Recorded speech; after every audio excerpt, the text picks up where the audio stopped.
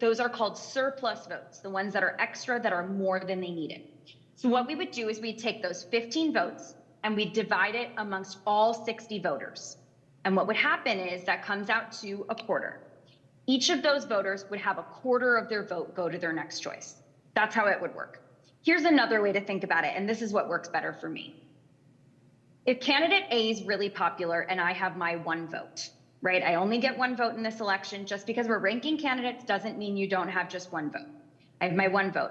I like to think of my one vote as $1, right? I have $1. And candidate A was so popular that it actually only needed 75 cents of my dollar to be elected. And so in this case, if it only needed 75 cents of my dollar to be elected, I get to spend that other quarter, that last 25 cents I have, on my next favorite candidate and to try and help elect them, right? So that's how the process is going to work. If a candidate has more votes than they need to be elected, those extra votes are divided up amongst all of their voters, and they have that small portion of their vote go to their next choice. So let's see what that would look like.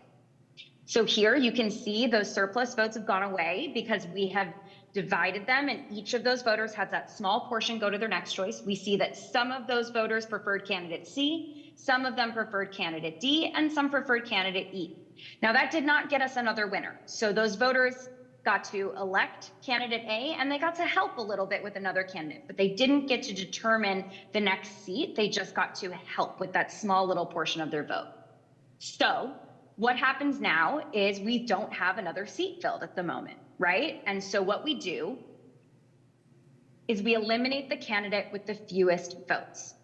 All right, so candidate D has the fewest votes. And so what we would do is we would eliminate candidate D, and the voters who supported candidate D would instantly have their vote go to their next choice on their ballot, right? So that's where those backup choices come into play. Is if candidate D is out and they were my favorite, I know that I ranked a backup choice, and we're gonna make sure that my vote goes to my backup choice here. So candidate D is eliminated, and those voters instantly have their vote go to their next choice, and we see that put candidate B over the line. And just like before, actually, candidate B just has a few more votes than they needed to get elected. It wasn't, huge margin like it was with candidate A, but they have a little bit more. And so what we do is we repeat that same process that we talked about with candidate A, where those voters for candidate B, we take those extra votes, we divide it against everybody, and in this case, they'd have a really, really teeny portion of their vote go to their next choice. And so that teeny portion, it seems like a lot of those voters liked candidate C as their next choice, and it puts candidate C over the line. So we elected our 3 candidates. Each of them earned more than 25% of the vote. So the cool thing here is, if you think about it, 75% of voters in this election at least had a say in who got elected, right? Because each of those candidates hit 25%. So that is how the counting process is going to work. I'm gonna keep going a little bit and talk about the ballot, but I'm sure there's gonna be some questions in Q&A. So I promise that I will start going to those as soon as we go through the ballot.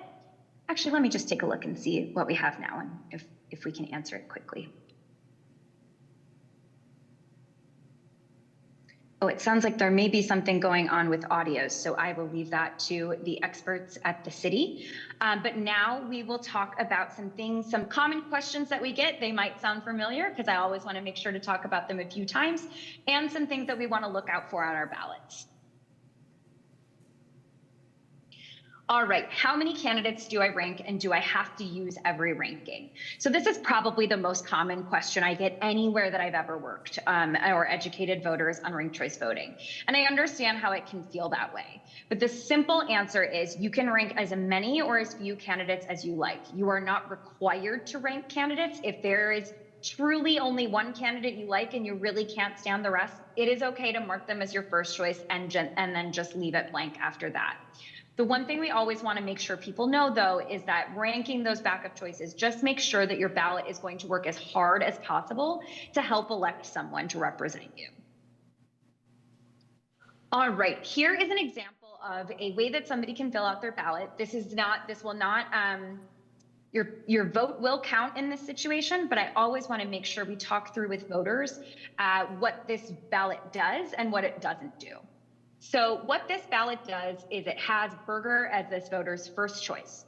right? What it doesn't do is by ranking the same candidate a bunch of times, it does not give them more than one vote. It does not supercharge your vote. This doesn't give Berger 5 votes. This is the same thing as marking a first choice and leaving the rest blank. The other thing that this doesn't do is if Berger is eliminated, like we went through that example and candidate D was eliminated, if Berger is out of the race, there is no backup choice marked on this ballot. And so if they're out of the race, there's nowhere for this ballot to go. Or let's say Berger was super popular and each of those voters got that tiny portion, there's nowhere for this ballot to go with that extra. So you wouldn't get your change out of your dollar if your vote is $1, like we said before.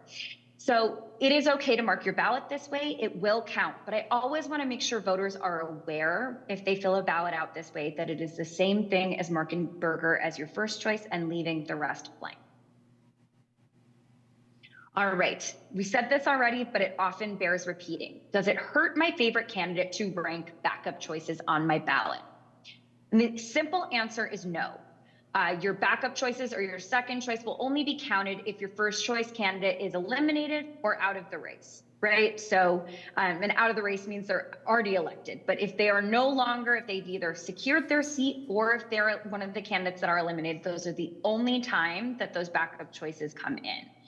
But I do want to say it's totally understandable that this is the part that feels a little different as a voter. I know with a lot of our politics these days, it can feel like you're either on this side or this side. So the idea of saying, I like this person and then this is my backup choice feels a little different than a lot of the elections that we're used to. So that can be a bit of an adjustment. But I encourage folks to really explore that feeling and see if it feels different or better, or however that is. But understanding that even though it feels a little different, you are not betraying your favorite candidate by ranking a backup choice. So this is a different system than we use for a lot of other elections. And so our thought process is going to be a little different. So you may have to sit with that for a moment, but I hope that you all can feel comfortable with that when you're filling out your ballots. All right, so in this situation, the voter filled out 3 first choices. So while I understand, especially as it's getting closer to dinner time, I get just being hungry and wanting to eat whatever's around if we're picking out what we're eating for lunch here. But in this situation, the job of the folks running our elections is to understand a voter's intent. And in this situation, if you rank more than one candidate in a column or in one of those choices, we can't understand your intent, right? So that's the tough thing. And so in this situation, we would not be able to count that first choice, right? Because we're just not sure what that voter intends. We can't split your vote up into 3 pieces and give a little bit to everybody. While you are able to express more with your ballot and ranked choice voting, you do still need to have 1 first choice, 1 second choice, 1 third choice, and so on. The other thing here to be really clear about is, yes, we are electing 3 people to office, but that still means you have 1 first choice, 1 second choice, and 1 third choice. It does not mean you mark 3 choices in those columns, right? So that's slightly an adjustment, but by and large, we know that voters find these ballots intuitive, but that can be a slight change. And we just want to make sure voters know that what we're looking for is just 1 first choice, 1 second choice, 1 third choice. All right, so that's largely what we're going to cover today. We can talk a little bit about recommendations for how to chat with if you're talking to friends or family, but by and large, those are the basics. So I think we can check and see if there is anybody in the Q&A, or if any folks have questions, please feel free to enter them into the Q&A, and I would be more than happy to answer them. Or you can alternatively use the raise your hand function. And I thought I saw a hand go up earlier, but maybe their question got answered. And for the audio issue, we checked. It seems to be working okay on our side, so not quite sure where the audio issue is.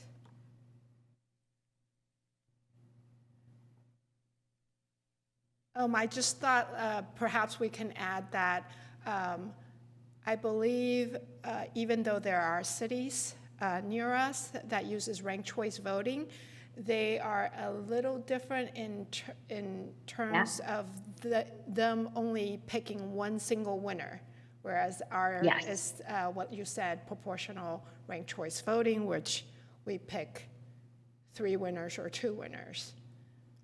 Absolutely. Yeah, that is different. And not to be too biased, but I think it's a pretty cool thing about what Albany is doing. So Albany is one of a few cities in the country that are now using the proportional form of ranked choice voting. So there are several others, though, so you're also not alone in that. Portland, Oregon is implementing it for the first time for their city council as well as their citywide offices. Let's see. Minneapolis uses this for they have at-large seats on their parks board, so they also use this for a couple of different offices. Cambridge, Massachusetts has been using multi-winner ranked choice voting for, let's see, since the 1940s. So there's a lot of places that have been using this system, although it may be new to Albany, but it is, I think what most would say is the gold standard if you're going to be using ranked choice voting in a multi-winner situation. So we have a question in the Q&A. Oh, great.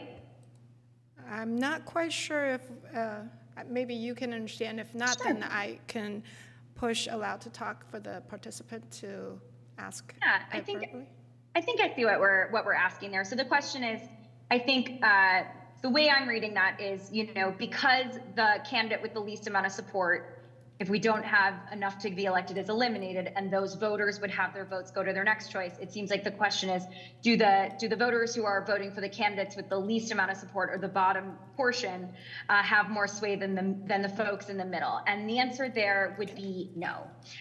So in order to really influence this election, you have to be a strong candidate and you have to have a strong base of support, right? So for those voters, it's not necessarily a stronger sway, because you're still going to have those voters who may be, with a candidate in the middle. If we're still not finding those winners, eventually the candidate they're supporting in the middle will be eliminated as well, and their vote would go to their next choice. Or maybe when that candidate with the fewest votes is eliminated, those voters can help that candidate in the middle and then kind of spring them to be a real contender. So the baseline is everybody gets one vote in this situation. We just want to factor in as many people as possible to find those winners, and this is how we do it.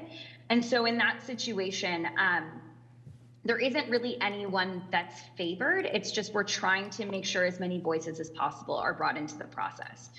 So yeah, for those voters who are supporting a candidate who may be in the middle, a couple things may happen. Maybe their candidate becomes a front runner through the process, or maybe their candidate eventually is the one being eliminated, and then their vote will go to their next choice as well. So everybody's kind of got an equal chance in there until we have our 3 winners.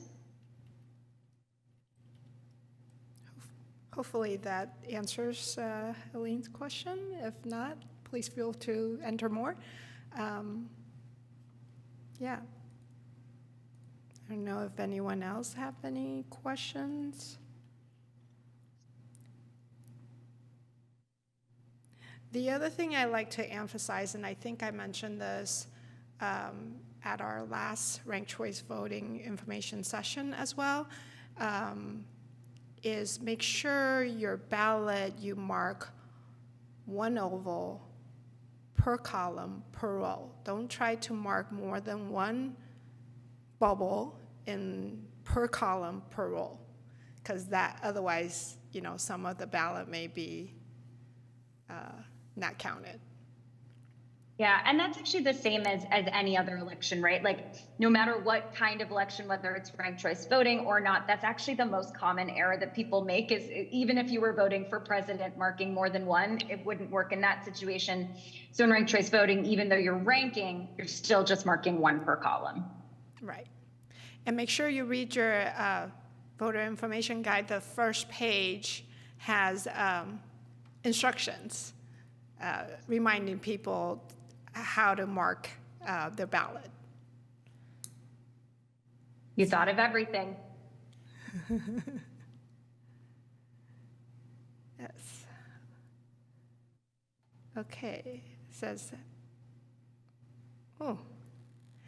how do we? Well, I can answer that. Okay. So Honestly, there's so many different ways that we vote on things in this country that I don't really know what normal is, because sometimes there's referendums where it's yes or no, sometimes it's for candidates, but this is a decision that is up to the voters and was passed by the voters, so I would assume it would have to work that way to go back, but 73% of voters decided that this is what they wanted to do, and so that seems to be where we are for now, and it would have to be a citywide conversation to change that.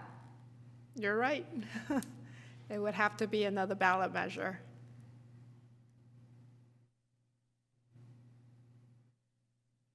Okay, looks like we don't have any other questions. As I mentioned earlier, if you have further questions, or if for people who are viewing this after the fact, if you have questions, feel free to send it to cityclerk@albanyca.org, or come and visit us and drop us a note with the question, and we'll try to get back to you on the response. Did not mean to raise my hand, sorry. Do you have a question, Grace? I do not. Sorry. You probably have to answer your own question.